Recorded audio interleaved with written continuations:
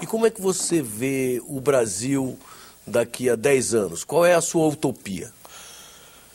A minha utopia é um Brasil totalmente conectado, mas não é uma utopia tecnocrata, não é um fetiche tecnológico. O negócio não é conectar-se por conectar-se. É porque eu penso que um Brasil totalmente conectado é um Brasil onde o cidadão comum vai ter um poder muito maior para influenciar nas decisões e no processo político do seu país. Vai poder ajudar, colaborar a construir um país melhor.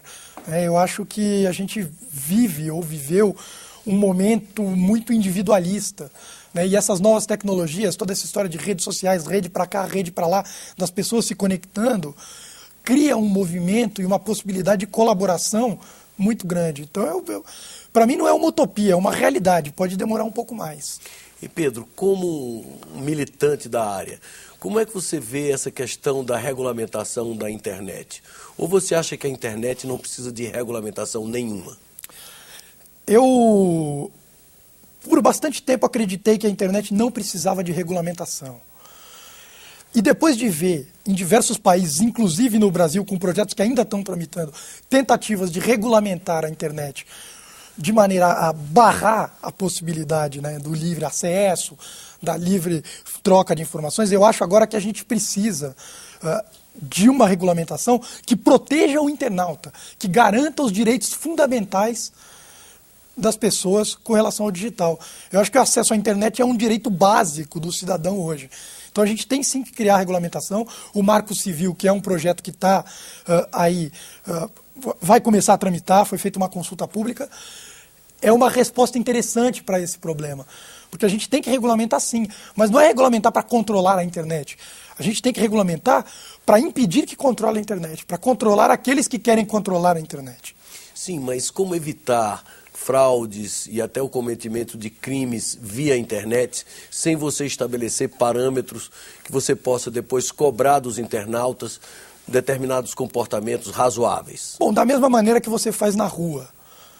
Se você pegar qualquer regulamentação que você queira aplicar na internet, siga essa lógica, ou seja, vamos criar procedimentos para impedir crimes. Ok, transfira isso para a rua. Pergunte-se se você gostaria de estar andando na rua e ter que ser identificado civilmente, ter ali o seu CNPJ tatuado na sua camiseta o tempo todo.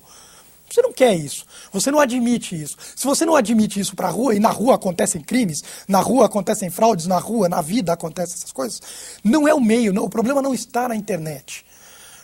E a solução também não está em barrar o acesso ou controlar o acesso à internet. Você tem que aumentar a segurança. Você não pode transferir a responsabilidade dos bancos de impedir fraudes bancárias para o internauta. Você não pode colocar essa responsabilidade no cliente do banco. Isso é um absurdo. E como é que você vê a perspectiva da chegada e da universalização da banda larga para nós brasileiros? Acho que isso é uma necessidade vital. É uma necessidade, é uma coisa que tem que ser levada muito a sério. A gente precisa olhar com muita atenção essa questão para que isso seja feito da melhor maneira possível e da maneira mais rápida possível. Porque, de novo, toda essa possibilidade que a internet traz, e eu hoje sou um cidadão muito mais empoderado, capaz de desafiar, no bom sentido, um governo, um governante, porque eu tenho a internet do meu lado, porque eu tenho as redes e porque eu tenho acesso a essas ferramentas, a gente precisa trabalhar para democratizar isso, para que todo mundo tenha esse acesso. Hoje não é assim, mas estamos caminhando. E você tem formação acadêmica? Não, eu tentei, mas ainda não consegui. A universidade brasileira, infelizmente, na maioria das vezes, é claro que tem exceções, joga muito contra a inovação e a possibilidade de fazer. Quando você quer fazer qualquer coisa dentro de uma universidade, eu estudei em algumas, você tem que brigar não só com a coisa que você quer fazer, mas com toda a estrutura burocrática da universidade.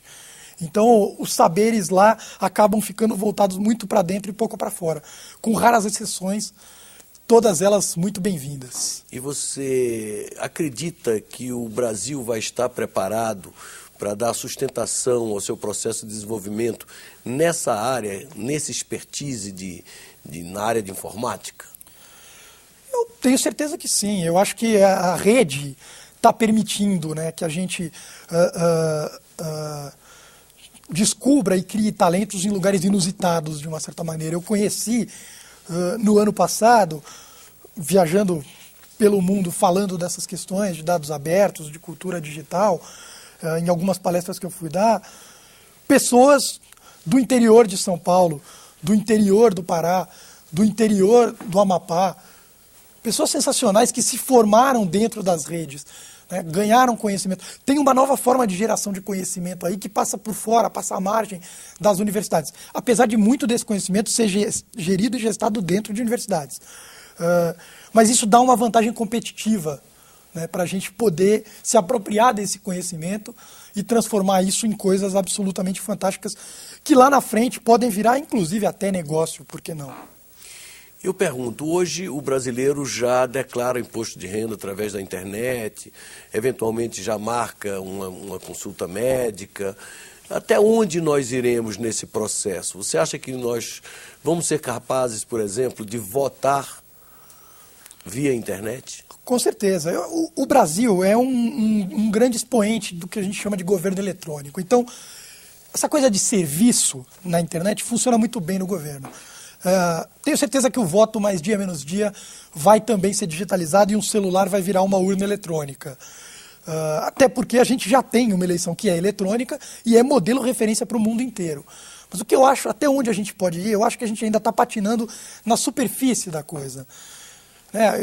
Lá no Conseg, o cara que representa o portal de dados abertos do Reino Unido estava falando que o governo precisa aprender, né, e entender que nesse processo eletrônico, o governo não pode ser mero provedor de serviço.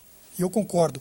Acho que a grande revolução nesse processo vai ser quando o governo começar a ouvir o cidadão e internalizar isso nas suas práticas. E eu dou um exemplo. Ele estava falando, por exemplo, que o governo do Reino Unido colocou na internet todos os pontos de ônibus de Londres, todos eles marcados num mapa. Quando eles fizeram isso, eles se deram conta que 30% dos pontos de ônibus que o governo achava que estava num lugar não estava. Como eles nunca tinham feito isso, eles não sabiam.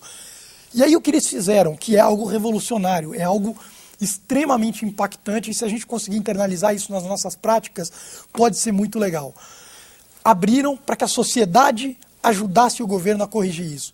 Em vez de fazer licitação, contratar uma empresa de pesquisa, para que ela fosse lá, olhasse ponto por ponto qual era o ponto que estava correto, qual que estava faltando, eles simplesmente acreditaram que era possível governar junto com as pessoas de fato. Então, é um governo que não é... A gente tem trabalhado muito com a perspectiva do governo somente leitura. O governo oferece informações, o cidadão lê essas informações. Eu estou falando aqui de um governo que abre para a escrita, ou seja, as informações de governo passam a ser complementadas pelo cidadão. Mas, Pedro, houve época no